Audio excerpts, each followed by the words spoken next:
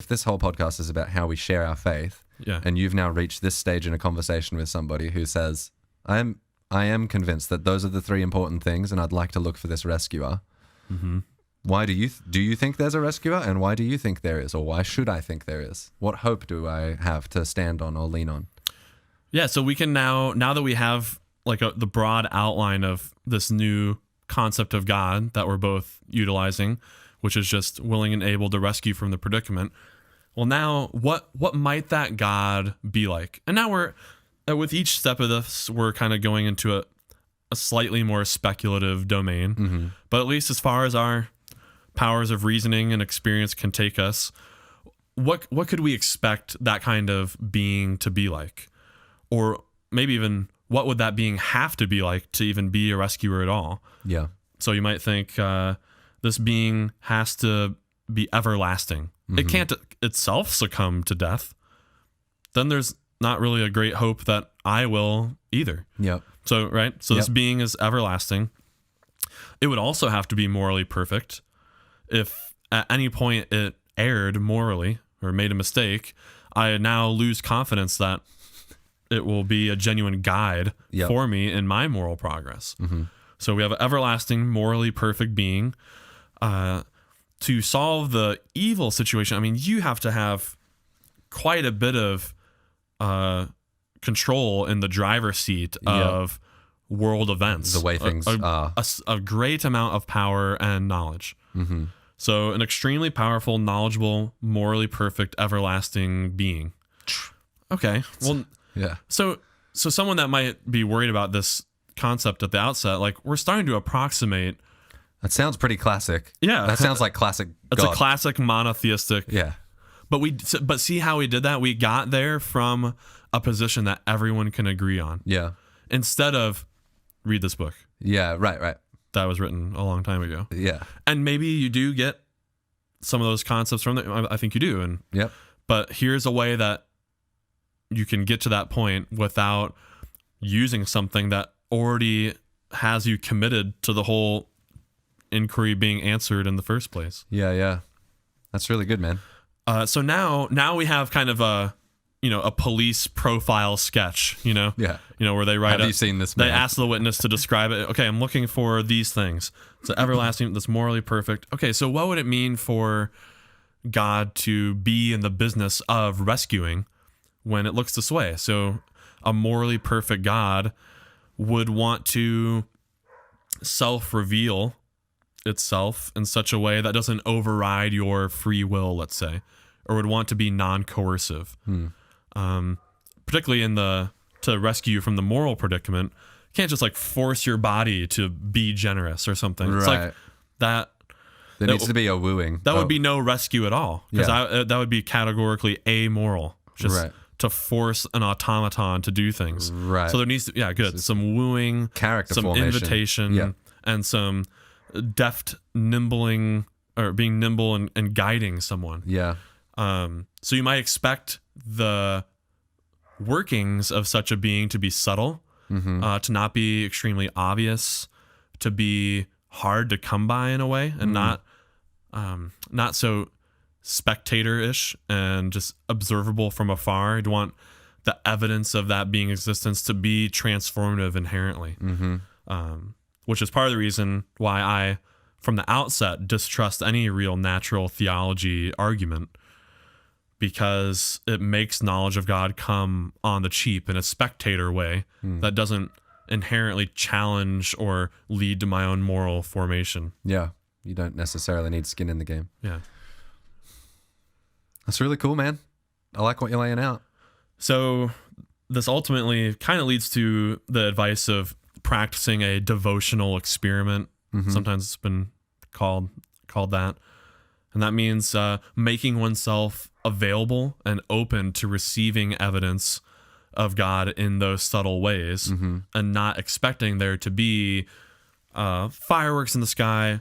If God would write my name in the sky if he wanted me to believe him. None of that stuff. This is a deeply personal, transformative experience. If God exists, I think that if there is a being like that, Yep. that's interested in rescuing you from your predicament, then that God That's how would it would act in operate. those kind of ways. Yeah. Yeah.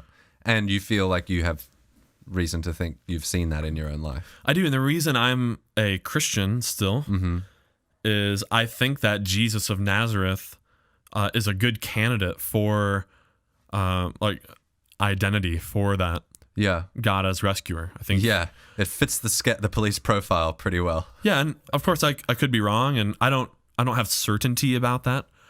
But as far as, this eons long faith tradition has upheld Jesus as someone who is morally perfect, and I can't prove that decisively.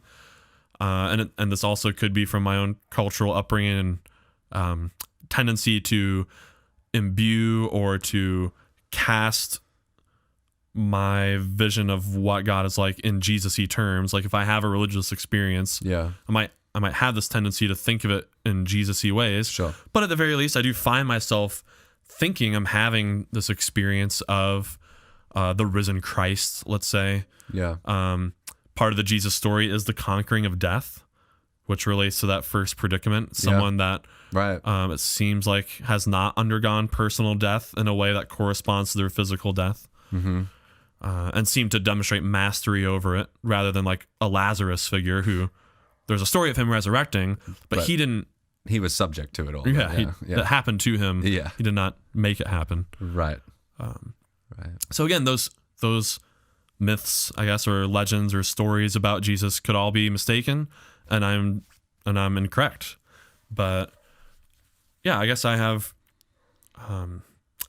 So we don't need to go into all the historicity of the Gospels discussion now, but I have at least some reason to think that those events did take place, and I don't see other really good candidates for God as rescuer. So in the meantime, that's where my credence level for Jesus as being a candidate that satisfies the God as rescuer concept is above any other individual's credence levels. Yeah. So thus, I am a Christian.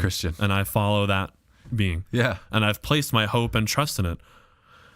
And that's rational to do, not only because the things I'm hoping for are in fact good, life everlasting, moral perfection, and a world that's not ransacked by gratuitous evil. I'm hoping that that's the case. Here's this person that I think satisfies that concept, and then now I'd like to follow that being. Yeah. So I guess that's where I stand now, and I have found that to be a relatively effective conversation style with someone. It doesn't. One good thing about it is it avoids some of the pitfalls that someone might encounter in the religious inquiry exercise. So notice some notable honorable mentions, let's say, of properties of God that might be really typical, but I have not talked about. Creator, ultimate reality. Trinity. I'm not saying that. Oh no, none of that. I mean, certainly some specific particular religious ideas are absent from that initial concept. Oh, the very initial one. Yeah. Omnipotent. All the omnis and ims are out, basically. The only one I kept is omnibenevolence, or all good. Yep. But omnipotence, omniscience, you don't need that. That's some gravy. And maybe that being is omnipotent, and maybe it is omniscient. It could turn out, but I don't need that being to do that. It's not where you start the search. You don't need to be the rescuer. Yeah. You just need to be sufficiently powerful. Right. Okay. Yeah. But then you avoid some of the, and I don't think most religious inquirers are bothered by this, but you do get into weird philosophical puzzles with these superlative traits. Yeah, you do. All knowing. Well, okay, wait. Does that mean God knows all things that are possible to know? What are the possible things to know? What about the future? And if God knows the future, does that mean that has to happen so we don't have free will? And you just avoid all of that. Yeah. Just he's really smart. That's all you need. It's interesting that you said creator isn't baked in, right? At the start. That's a pretty typical. Yeah. That's probably the one I'd probably classic. get a lot of pushback on. Yeah. And again, that being that, so whatever individual satisfies the concept might might actually be the creator Yeah. of all. Yeah. It's just that I don't need to use that as the starting place. Yeah. That's really, I like it, man. It's refreshing. So It's a refreshing approach. So that's how, when I do get into spiritual conversations with folks that are coming from a place of maybe agnosticism or atheism or are genuinely undecided. That's how you share it. Yeah. That's good.